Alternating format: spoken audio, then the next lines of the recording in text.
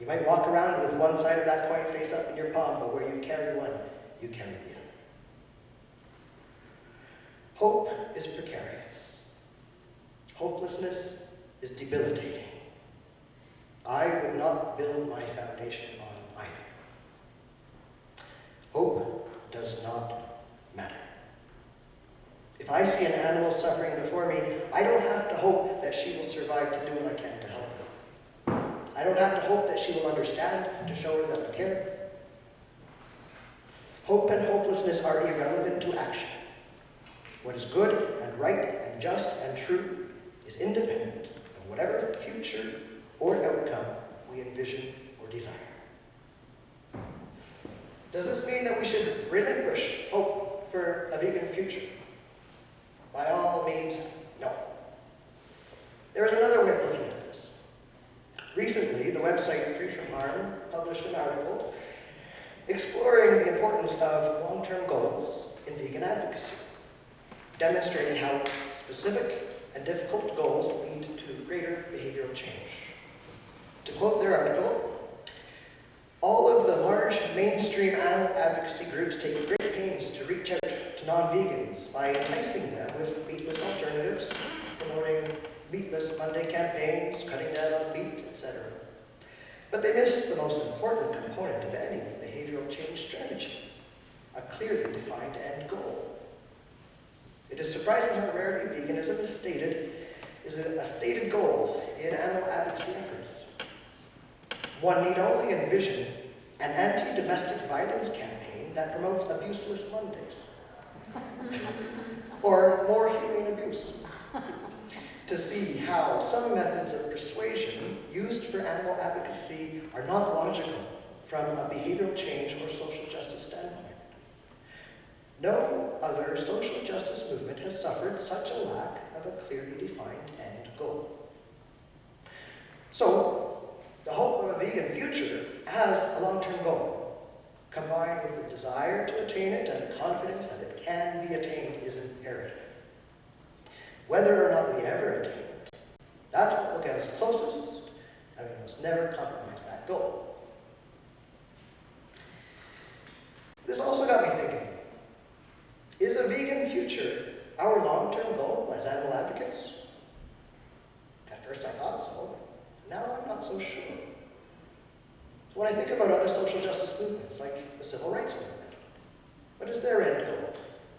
Is it a peacefully integrated multiracial culture, or is it to end racism?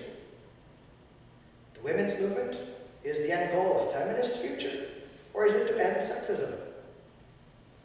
The queer movement, queer advocacy, is the goal a queer future? Or is it to end heterosexism and cissexism? So if I look at the animal advocacy movement in the same way, is our goal a vegan future? Or is it to end speciesism and carnism? Ending the kind of thinking that justifies our unjust treatment of animals. The future we desire is not the end goal, but the consequence of ending harmful, false, conditioned ways of thinking. In that sense, the end goal of every social justice movement is the same. I am a trans person. I was born genetically female, and I do education around sexual and gender diversity. And after a talk one day, a university student asked me whether I thought that there was any hope that one day the whole world would be fully accepting of people who are lesbian, gay, bi, trans, and that prejudice and discrimination would be entirely a thing of the past. I thought about it, and I said, well, yes and no. I mean, yes, we're already well on our way. We're worlds away from where we were a generation or two ago. But then again, new people are born every day, and they'll make the same old mistakes anew. So I don't think that the fight will ever be over, and if it is, or if it seems to be, that's when we should be most vigilant. It is a common pattern in history to see tremendous progress lapse back, and rights granted only to be taken away again. We must never grow complacent believing that we have arrived, like the recent National Geographic article on the return of fur farms being back in fashion, now that the farms are being considered more humane. Old ideas resurrect. One generation rebels against the teachings of the generation that came before. A strict generation will likely give way to a lenient one. A lenient generation may produce offspring craving structure and tradition. Out of the Dark Ages explodes an Enlightenment. Out of the Enlightenment came the Gothic response, exploring the darkest recesses of the human soul, the dual nature of humanity and light and dark existing together, not unlike hope and hopelessness. There is another problem with a vegan future as our end goal. It's speciesist. Veganism is a human privilege. The world is not vegan. The Edenic image in the Bible of the lion lying down with the lamb is unrealistic. So, in that sense, there is truly no such thing as hope for a vegan future, unless we're thinking only of ourselves. Nonetheless, the best of the ancient and modern mythology and moral teachings of our species at least point us in that direction. From biblical prophecy of a return to Eden, they will neither harm nor destroy on all my holy mountain, to the golden rule whose variation appears in every major religious tradition. Do unto others as you would have others do unto you. And add to this our modern mythology.